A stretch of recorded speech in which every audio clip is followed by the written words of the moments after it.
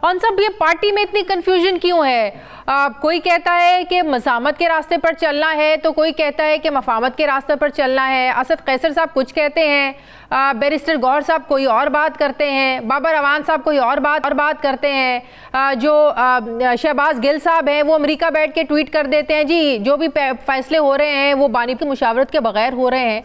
ये सिर्फ पार्टी के अंदर कंफ्यूजन नहीं हो रही है, जितने अवाम ने आप लोगों को वोट दिया है वो भी उन्होंने इमरान खान को वोट दिया है। अब अगर फैसले इमरान खान की मर्जी से नहीं हो रहे हैं तो आपका वोटर और सपोर्टर यकीनन वो भी मायूस हो रहा है।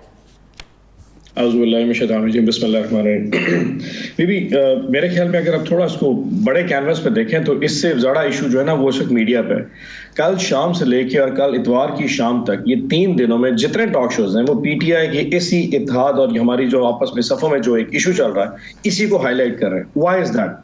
क्या अभी तक किसी पार्टी ने, किसी मीडिया ने नून लीग के अंदर जो प्रॉब्लम चल रहे हैं उसको हाईलाइट किया? yes, मैंने किया।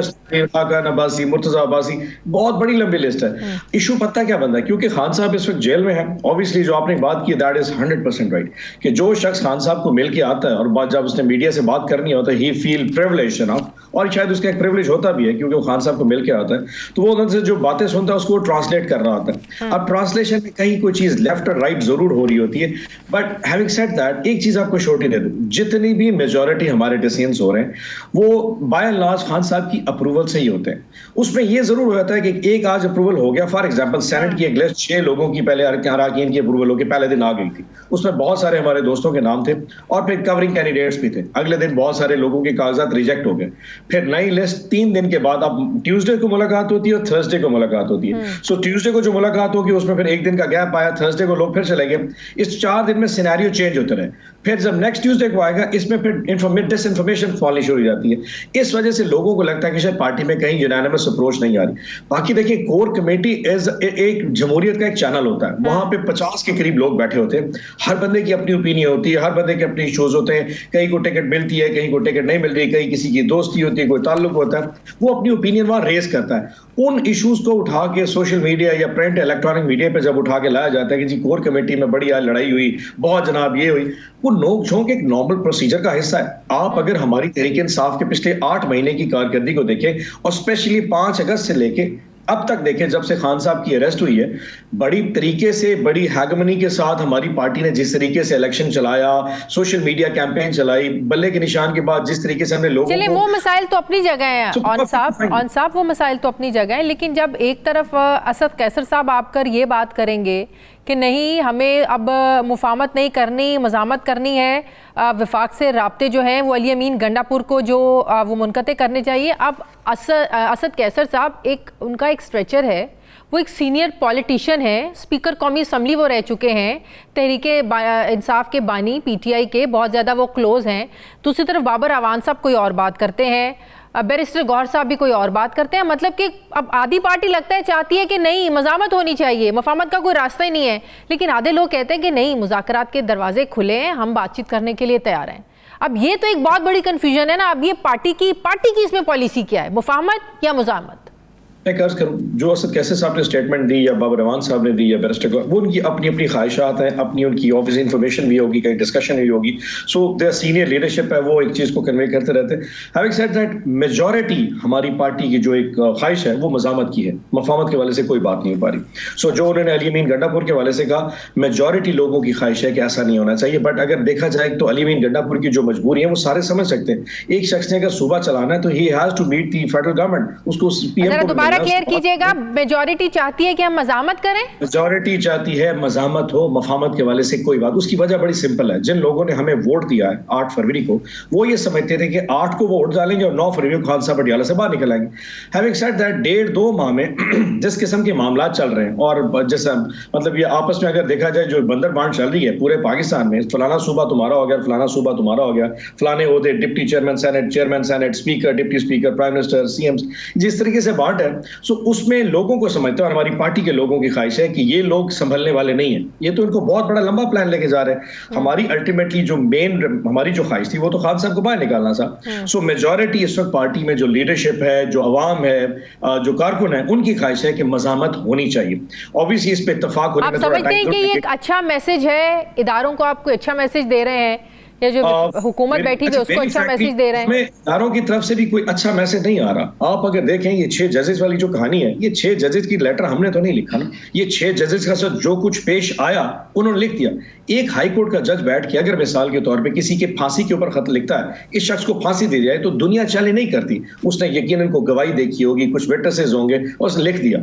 जब वही जज कहता है कि मेरे ऊपर प्रेशर है, मेरे घर में आले लगे हुए हैं, मुझे प्रेशराइज किया जा रहा है, डेथ थ्रेट्स हैं, सो हम उसको डाउट करना शुरू कर देते हैं। हमने फौरन एक जुडिशियल कमीशन बना दिया। चाहिए तो ये था कि चीफ जस्टिस साहब खुद अपनी सरबराही में कमीशन बनाते, इन्वेस्टिगेट करते, दुनिया को बताते। उन्होंने पीटीआई ने 2018 में जस्टिस शौकत सिद्दीकी के मामलात को संजीदा लिया होता और जो एक सिफारिश गई थी सदर मुमलिकत उस वक्त आरिफ अलवी साहब के पास, उनको उनके ओहदे से ना हटाया होता, हटाने के बजाय छानबीन की होती, तो शायद आज ये दिन ना देखना पड़ता। एक बात कहूं, हमारी हुकूमत पहली दफा 18 में आई थी और मैं मानता हूं हमसे बहुत सारी गलतियां हुई होंगी और इंसान है, हमने कोई सारी, तो ये गलती थी ना आप लोगों की। इन पॉलिटिकल इसकी बात नहीं कर रहा मैं, वैसे कह रहा हूं जनरली हम कोई मतलब कैसे, हम कोई इंसान ही है ना, गलती तो हमसे हो ही सकती है। हम पहली दफा रूल करने आ रहे थे, कई हमसे मिस्टेक्स हुई होंगी। इन पॉलिटिकल पार्टीज ने तो 3-3 दफा हुकूमत की है, इन्होंने तो पहली दफा नहीं देखा ना। अब ये जिस तरह मजे ले रहे हैं इस वक्त, अगर इनके एस्टैब्लिशमेंट के साथ हालात ठीक है और सारे वन पेज पे आके हमें रगड़ने पे आ चुके हैं, तो ये वक्त तो पहले भी दे चुके। इनको सबक सीखना चाहिए था, हमने तो सबक सीख लिया था हार्ड वे। हम तो ये सबक सीख चुके आगे हमने क्या करना है। बट जो मैसेज हमें इनसे मिल रहा है वो कोई इस वक्त मफामत का नहीं नजर आ रहा। अगर आप माइंडसेट इस वक्त देखें तो आज भी जो किस किस्म के फैसले आ रहे हैं, आज ये गुजरांवाला के हमारे जो वर्कर्स के फैसले आए, इससे पहले हमारी लीडरशिप अभी तक जेलों में पड़ी है, लाहौर में हमारे सारे लीडरशिप जेल में पड़ी है। लगता है जो एक पेज है ना, ये 2-3 साल के बाद बड़ा नुकसान पहुंचाता है। ये तरीके से आप लोग भी भुगत चुके हैं एक पेज पे रहना, बड़ी चीजें कॉम्प्रोमाइज की हैं आप लोगों ने भी। ये एक पेज पे रहने की एक प्राइस जरूर होती है। आई एम श्योर कि हर बंदा आप समझ सकता है, ये एक पेज के रहने के ऊपर जब अच्छा खुद को फील हो रहा हो ना, तो यकीनन दूसरी साइड की स्टोरी नजर नहीं आ रही थी। हम ऑब्वियसली पहली दफा, मैंने कहा 18 में हमारी हुकूमत पहली दफा आई थी, हमने दूसरी साइड की कहानी शायद पहली दफा देखी है। अगली दफा इंशाल्लाह जब मौका आएगा तो शायद 1 पेज तो जरूर हो, लेकिन हम दूसरी कहानी भी जरूर समझ रहे हो कि हो क्या सकता है। देखिए, जब कभी आपको एंटी एस्टैब्लिशमेंट नैरेटिव पे जाना होता है, चीजें जरा डिफिकल्ट होती हैं। अब यकीनन जो 1 पेज पे चल रहा तो उसको आ रहा था यार मैं सीएम भी बन गया, पीएम भी बन गया, हर चीज आ रही है। बट जो बाकी दूसरी साइड है उसको अगर ना सुना जाए, सप्रेस किया जाए, तो वहां पे जो एक लावा उगलना है उसकी एक कीमत तो अदा करनी पड़ सकती है। हम इस वक्त जिस साइड के ऊपर खड़े हैं, हमें कहीं से कोई मफामत की हवा दूसरी साइड से नजर नहीं आ रही, तो अल्टीमेटली हमें। लेकिन ऐसे माहौल में जब आप लोगों ने एक सूबा चलाना है, केपी के अवाम ने तीसरी बार आप लोगों को ये मैंडेट दिया है, इमरान खान को ये मैंडेट दिया है, और ऐसे में जब मशवरे दिए जाएंगे उस सूबे के वजीर आला को कि आप मजामत करें और विफाक से रास्ते बंद कर दें, तो आपके सूबे को क्या मिलेगा? जिन्होंने आप लोगों को वोट दिया, आप तो कुछ देने के काबिल ही नहीं रहेंगे उनको। थोड़ा सा डिफरेंशिएट कीजिए। एक तो केपीके के लोगों ने हमें जो वोट दिया था वो इसलिए नहीं दिया कि केपीके में बेहतरीन गवर्नेंस हो जाए या मतलब वहां पे अच्छा गवर्नमेंट आ जाए, केपीके में पीटीआई गवर्नमेंट है। They wanted Imran Khan out of the jail. Very frankly उन लोगों का सिंगल मैंडेट था, उनको कोई मंसूबे नहीं चाहिए थे, कोई फंड्स नहीं चाहिए थे, कोई डेवलपमेंट नहीं चाहिए थी। अल्टीमेटली दे वांटेड कि खान साहब बाहर निकला। अब एक अली अमीन गंडापुर केपी की गवर्नमेंट एक अलग चीज है, असद कैसर साहब और पीटीआई और हमारा एक माइंडसेट एक अलग चीज है। गवर्नमेंट ने अपना वे प्ले करना है, उसने फेडरल गवर्नमेंट से बात भी करनी, अपनी पॉलिसीज को चलाना है। वो बेशाम में इस वक्त चाइनीज के ऊपर। लेकिन क्या ये बात दुरुस्त है कि जब शहबाज शरीफ साहब से मिले और वो SIFC की मीटिंग में सब वज़राए आला के साथ अली अमीन गंडापुर साहब की तस्वीर भी सामने आई और पहली मीटिंग में भी सामने आई, बानी पीटीआई भी नाराज हुए और पार्टी भी कुछ ज्यादा खुश नहीं थी, पार्टी के लोग कुछ ज्यादा खुश नहीं थे। लेकिन उसकी एक वजह एक और थी। अगर तो वो रूटीन में एक इसके काउंसिल ऑफ कॉमन इंटरेस्ट की मीटिंग होती जिसमें वो कल परसों तो ठीक होता। सिर्फ सीएम वो जो केपी के जो DIG या चीफ सेक्रेटरी के हवाले से जो मुलाकात थी, उस हवाले से पार्टी के कुछ कॉर्नर्स में लीडरशिप में एक बहुत बड़ा कंसर्न जरूर था कि इस मुलाकात की आखिर जरूरत क्या पेश आई, जो कि बाद में उन्होंने फिर क्लैरिफाई कर दिया कि अल्टीमेटली वो 1500 अरब के फंड्स फंसे हुए थे और अगर IG KP के चेंज नहीं होता और सीएम नहीं चीफ सेक्रेटरी चेंज नहीं होता तो मेरे लिए सूबा गवर्न करना बहुत मुश्किल। और उनका जो पॉइंट ऑफ व्यू था उसको सबने एक्सेप्ट ही किया।